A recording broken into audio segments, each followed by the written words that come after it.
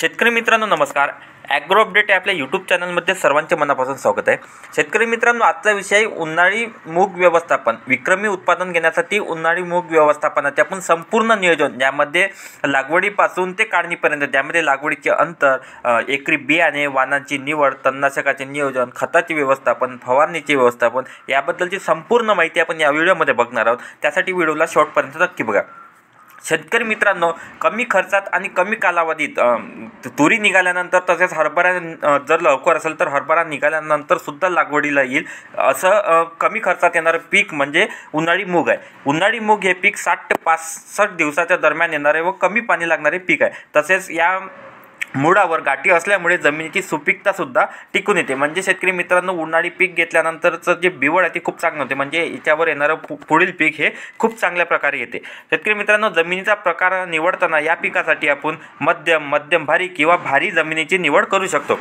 म्हणजे हलक्या जमिनीमध्ये मुगाचे तेवढे उत्पन्न येत नाही, त्यामुळे जमीन निवडताना आपल्याला मध्यम भारी किंवा भारी जमिनीची निवड करायची आहे. त्यानंतर लागवडीचे अंतर घेताना आपल्याला 2 ओळीतील अंतर हे 1 फूट, म्हणजे 2 तासातले जे अंतर आहे ते 1 फूट घ्यायचं आहे आणि 2 झाडामधील अंतर हे 8 ते 10 सेंटीमीटरच्या दरम्यान आपल्याला घ्यायचं आहे. त्यानंतर एकरी बियाणे घेताना आपल्याला उन्हाळी पिकासाठी थोडे बियाणे वाढवून घ्यायचे आहे. म्हणजे एकरी 6 ते 7 किलोच्या दरम्यान आपल्याला बियाणं घ्यायचं आहे. जसं खरीपात लागवड करताना आपण 4 ते 5 किलोच्या दरम्यान बियाणं घेतो, परंतु उन्हाळी मूग लागवडीसाठी आपण एकरी बियाणे हे 6 ते 7 किलोच्या दरम्यान आपल्याला घ्यायचं आहे. त्यानंतर लागवडीची योग्य वेळ. शेतकरी मित्रांनो, 15 फेब्रुवारी ते 15 मार्च म्हणजे ह्या 1 महिन्याच्या कालावधीच्या दरम्यान आपण या पिकाची लागवड करू शकतो. शेतकरी मित्रांनो, जर लवकर आपण ह्या पिकाची लागवड केली तर थंडी असल्यामुळे समजा उगवण व्यवस्थित होत नाही, तसेच वाढसुद्धा व्यवस्थित होत नाही. तसेच उशिरा जर आपण लागवड केली तर पुढे जो मान्सूनचा पावसाची सापडण्याची सुद्धा शक्यता असते. त्यामुळे लागवड करत असताना 15 फेब्रुवारी ते 15 मार्च या दरम्यानच आपल्याला या पिकाची लागवड करायची आहे. त्यानंतर वाणाची निवड करताना आपण 2 टप्प्यामध्ये वाण बघणार आहोत. एक म्हणजे जे PDKVच्या विद्यापीठातील वाण आहे, त्यामध्ये फुले S2, त्यामध्ये PKV ग्रीन गोल्ड, तसेच S8, वैभव, पुसा 9321, सम्राट, दुर्गा यापैकी कोणतेही एक वाण आपण घेऊ शकतो. तसेच जे बाहेर आपल्याला मार्केटमध्ये मिळणारे म्हणजे जे कंपन्याचे वाण जे कृषी केंद्रातसुद्धा सहज मिळून जाते, त्यामध्ये हळदी गाठी 668 किंवा अवस्थी 668 यापैकी कोणतेही एक वाण आपण घेऊ शकतो. किंवा तुमच्या भागामध्ये इतर कोणतेही प्रचलित जर वाण असेल तर ते सुद्धा आपण घेऊ शकतो.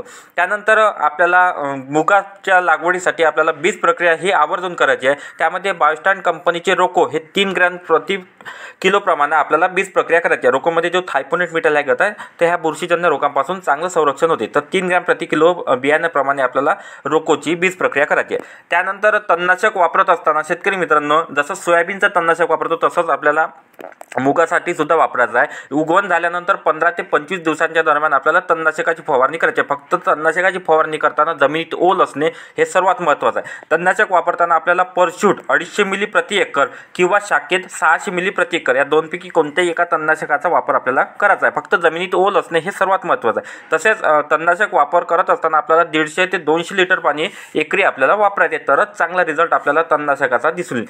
त्यानंतर खताचे व्यवस्थापन करत असताना जसं मूग हे पीक कमी दिवसाचं आहे, 60 ते 65 दिवसाच्या दरम्यान येते, त्यामुळे खत देत असताना आपल्याला एकदाच म्हणजे पेरणीच्या वेळेसच आपल्याला खत वापरायचं आहे. त्यामध्ये आपण एकरी 1 बॅग 10-26-26 किंवा 14-35-14 या दोनपैकी कोणची एकरी 1 बॅग प्रमाणे वापरू शकतो, किंवा 15-15-15 हे सुद्धा आपण खत घेऊ शकतो. याच्यासोबत फक्त आपल्याला सल्फर 5 किलो प्रति एकरी प्रमाणे याच्यासोबत घ्यायचे आहे.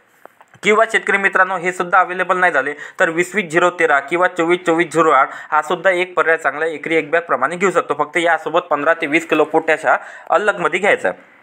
त्यानंतर या पिकावर येणारे कीड आणि अळीसुद्धा आपण बघणार आहे. त्यामध्ये पीक संरक्षणामध्ये आपण कीड जे सुरुवातीला येते त्यामध्ये रस शोषक करणारी किडी, त्यामध्ये मावा आहे, पांढरी माशी आहे, ही खूप जास्त प्रमाणात दिसून येते. सुरुवातीच्या काळात मावा हा खूप जास्त येतो. त्यानंतर अळीमध्ये केसाळ अळी, पाने खाणारी अळी, शेंगा पोखरणारी अळी याचासुद्धा अटॅक या पिकामध्ये होऊन जातो. तसेच रोगामध्ये आपल्याला दहिया रोग आहे, व्हायरसमध्ये आपल्याला कर्ल व्हायरस आहे, येलो मोझॅक आहे, हा सुद्धा दिसून येतो. म्हणजे जसे सोयाबीनवर रोग येतात जवळजवळ तसेच रोग या मूग पिकावर सुद्धा येतात. त्याच्यासाठी आपण फवारणीची व्यवस्थापन करणार आहोत। तर शेतकरी मित्रांनो, फवारणी तसं तर रोग पाहून आणि त्याची अवस्था पाहून करणार आहोत, पण जर सध्याच जर सांगायचं झालं तर आपल्याला 3 फवारणीची व्यवस्थापन या पिकासाठी करायचं आहे। त्यातली पहिली अवस्था म्हणजे जी वाढीची अवस्था, म्हणजे 20 ते 25 दिवसाच्या दरम्यान जेव्हा पीक राहील तेव्हा आपल्याला पहिली फवारणी करायची आहे, ज्यामध्ये आपल्याला मावा खूप जास्त प्रमाणात दिसून येईल आणि तसेच फुटव्याची अवस्था, यासाठी आपल्याला पहिली फवारणी करून घ्यायची आहे। त्यानंतर दुसरी फवारणी ही पेरणीपासून 30 ते 35 दिवसाच्या दरम्यान, म्हणजे जेव्हा फुलाची सुरुवात या पिकावर होईल तेव्हा एक फवारणी करून घ्यायची आहे। आणि तिसरी फवारणी म्हणजे जेव्हा शेंगा भरण्याची वेळ राहील तेव्हा आपल्याला तिसरी फवारणी करायची आहे। अशा 3 फवारणीच्या नियोजनामध्ये आपल्याला या पिकाचं व्यवस्थापन करायचं आहे। शेतकरी मित्रांनो, व्हिडिओ आवडला असल्यास लाईक नक्की करा आणि माहिती उपयुक्त वाटत असल्यास इतर शेतकऱ्यांना नक्की शेअर करा आणि आपल्या ॲग्रो अपडेट या यूट्यूब चॅनलवर पहिल्यांदाच आलं असाल तर चॅनलला नक्की सबस्क्राईब करा, कारण हे चॅनल आपल्या शेतकऱ्यांचं आहे। धन्यवाद।